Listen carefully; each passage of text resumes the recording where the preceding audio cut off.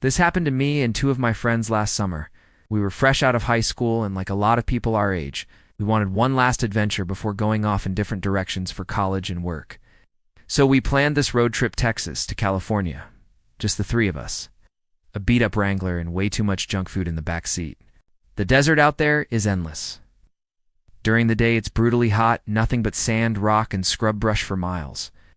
At night it's the opposite. It's cold, pitch black, and quiet in a way that doesn't feel peaceful, it feels wrong. It's a kind of silence where you realize how far away you really are from anyone who could help you if something went wrong.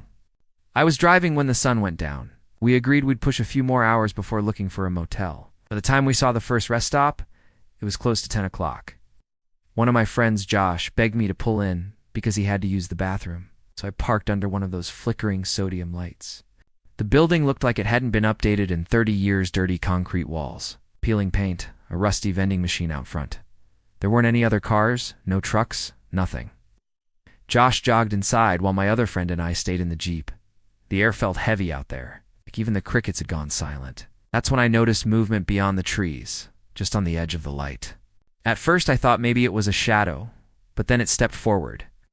A man, tall, thin, wearing a baseball cap pulled low and a dirty jacket that hung loose on him. He wasn't walking toward us. He wasn't even moving much at all. He was just standing there, watching. At first I thought maybe he was homeless, or maybe a trucker stretching his legs. But the longer he just stood there, the more wrong it felt.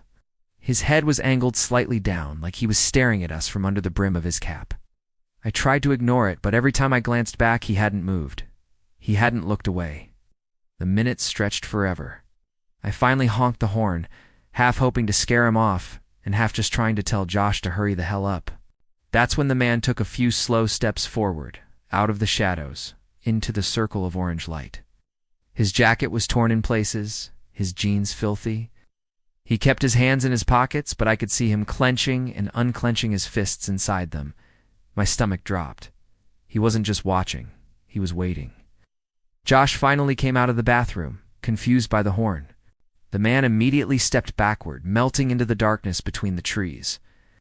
Josh asked what was wrong, and before I could explain, I saw movement again, this time near the side of the bathroom building. Someone was crouched there, just low enough to be hidden from Josh as he walked by. I shouted for him to run. He sprinted back to the Jeep, jumped inside, and we peeled out of there so fast, gravel sprayed against the side of the building. For the next hour, none of us spoke. We just stared out the windows, waiting for headlights to appear behind us. They never did. But I can't shake the memory of that crouched figure by the wall, like he'd been waiting for the exact moment one of us was alone. To this day, I won't stop at a rest area unless it's full of people. A couple years ago, I was moving across the country for a new job. I didn't have much money, so I packed everything I owned into my old Toyota and hit the road. I planned to crash at cheap motels or truck stops along the way. It wasn't the safest plan, but it was all I could afford. By the third day, I was somewhere in the middle of Kansas. It was night, and the road was as empty as I'd ever seen. Just black fields on either side and a strip of asphalt stretching forever. That's when I noticed a pair of headlights appear behind me. Nothing unusual at first, but after 15 minutes they hadn't passed me. They stayed exactly the same distance away. I changed lanes to see if they'd just go around, but the car mirrored me. I slowed down, they slowed down. I sped up. I told myself I was imagining things, but the longer it went on, the more deliberate it felt. After almost half an hour, I saw an exit and decided to take it. Maybe I'd lose them. The ramp led to nothing. It's just a cracked service road, no lights, no buildings, no gas station, and sure enough, the car followed me off. My chest tightened. I gripped the wheel so hard my knuckles went white. The other car slowed down too, keeping that same perfect distance, like they were enjoying watching me panic. I don't know what came over me, but I slammed the gas, swerved hard, and shot back onto the highway at the last second. Tires screeched, gravel sprayed across the road, and my car nearly fishtailed, but somehow I made it back onto the interstate. For a few minutes, I drove faster than I ever had in my life. When I finally looked in the mirror, the headlights were gone. Vanished. I pulled into a busy truck stop, parked between two semis, and just sat there with the engine running. My hands wouldn't stop shaking. The next morning, I got out to check my car. On the back bumper, there was a long, fresh scratch.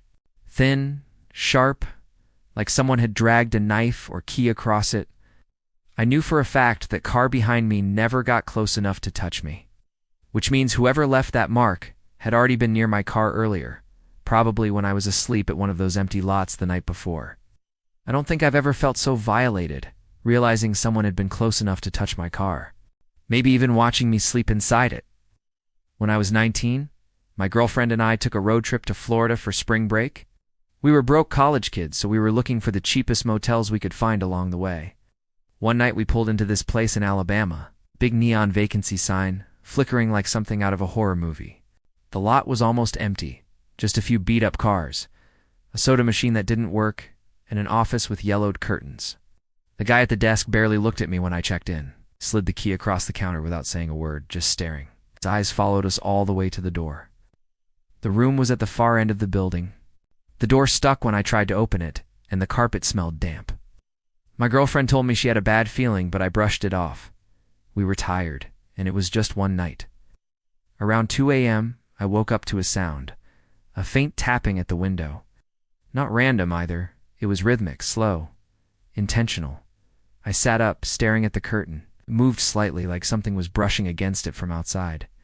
My girlfriend whispered, asking if I heard it too. Before I could answer, the tapping stopped.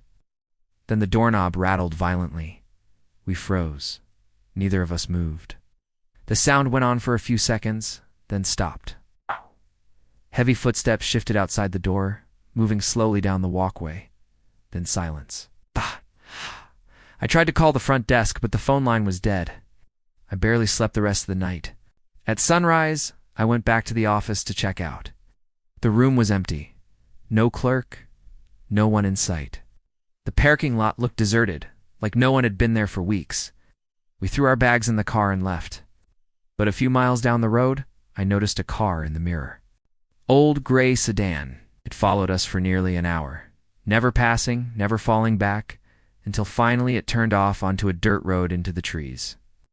I'll never know if the guy at the desk was part of it or if it was just some stranger trying to get into our room.